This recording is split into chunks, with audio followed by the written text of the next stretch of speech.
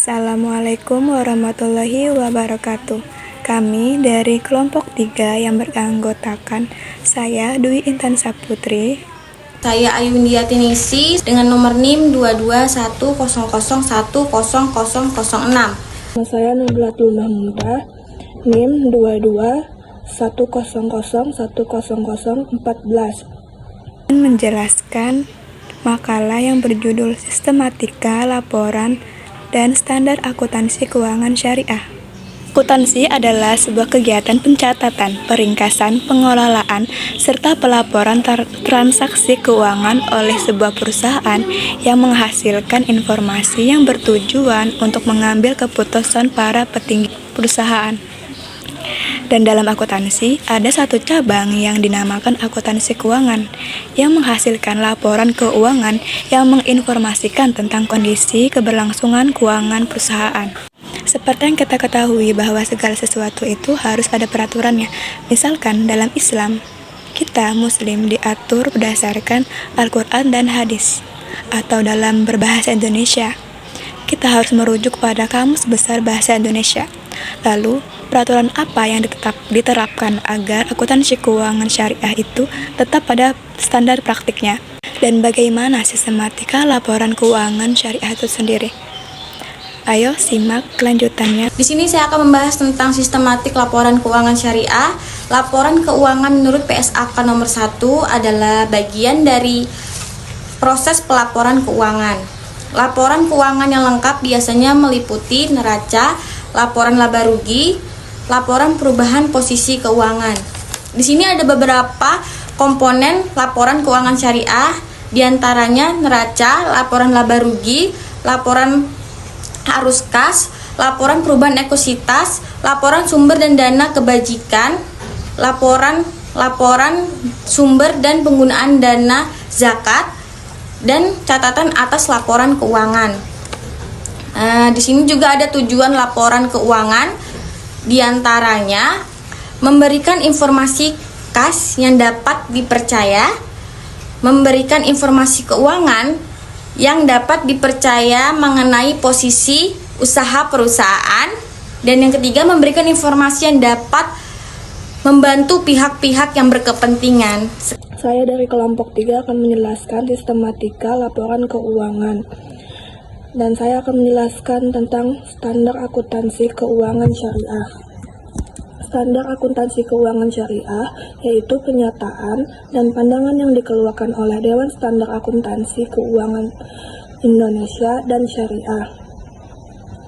SAK syariah digunakan hanya untuk entitas yang melaksanakan transaksi berdasarkan atas prinsip-prinsip syariah yang dinyatakan dalam anggaran dasarnya. Dalam SAK ini mengatur persyaratan pengakuan, pengukuran dan penghapusan transaksi dan peristiwa lain yang menggunakan prinsip-prinsip syariah. Daftar SAK yang diberlakukan untuk entitas syariah yaitu yang pertama perbankan syariah, yang kedua penyajian laporan keuangan, yang ketiga akuntansi murabahah, yang keempat akuntansi salam, yang kelima akuntansi istisna, yang ketujuh akuntansi mudharabahah, yang ke-8 akuntansi musyarakah, 9 akuntansi ijarah, ke-10 akuntansi asuransi syariah, ke-11 akuntansi zakat dan infak, 12 akuntansi sukuk, 13 akuntansi wa'ad, 14 akuntansi wakaf. Yang kedua saya akan menjelaskan tentang kerangka dasar penyusunan dan penyajian laporan keuangan syariah atau disingkat KDPPLK syariah. Kerangka ini berlaku untuk semua jenis transaksi syariah yang dilaporkan oleh entitas syariah maupun entitas konvensional baik sektor publik maupun swasta. Tujuan kerangka dasar ini adalah untuk digunakan sebagai acuan bagi penyusun standar akuntansi keuangan syariah ketika menyusun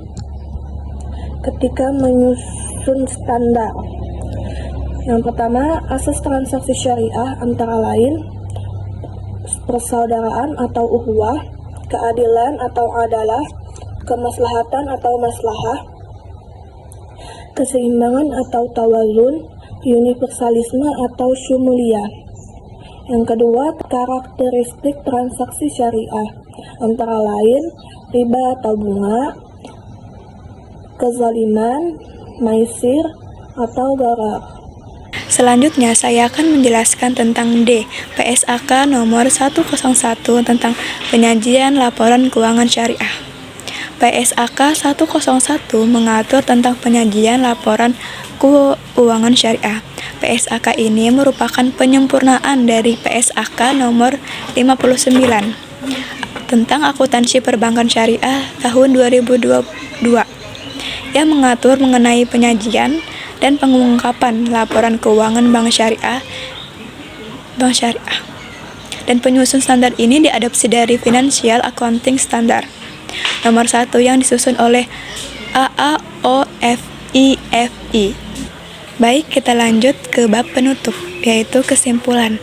Laporan keuangan syariah adalah suatu laporan keuangan pencatatan secara ketentuan syariah tentang seluruh kejadian keuangan di satu periode tertentu berdasarkan asumsi-asumsi tertentu dan bukti-bukti pendukung yang akurat yang dapat dibenarkan oleh prinsip-prinsip keuangan syariah.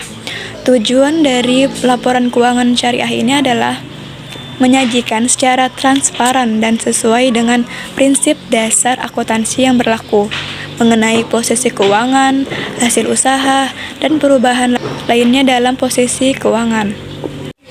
Di Indonesia sendiri ada standar yang mengatur tentang akuntansi syariah, yaitu Standar Akuntansi Keuangan, yang artinya adalah pernyataan dan pandangan yang dikeluarkan oleh Dewan Standar Akuntansi Keuangan Ikatan Akuntan Indonesia dan Dewan Standar Akuntansi Syariah Ikatan Akuntan Indonesia, serta peraturan regulator pasar modal untuk entitas yang berada dalam pengawasannya, yaitu DSAK PSAK nomor 101 2017. Sekian dari kami kelompok 3. Maaf jika ada salah kata. Wassalamualaikum warahmatullahi wabarakatuh.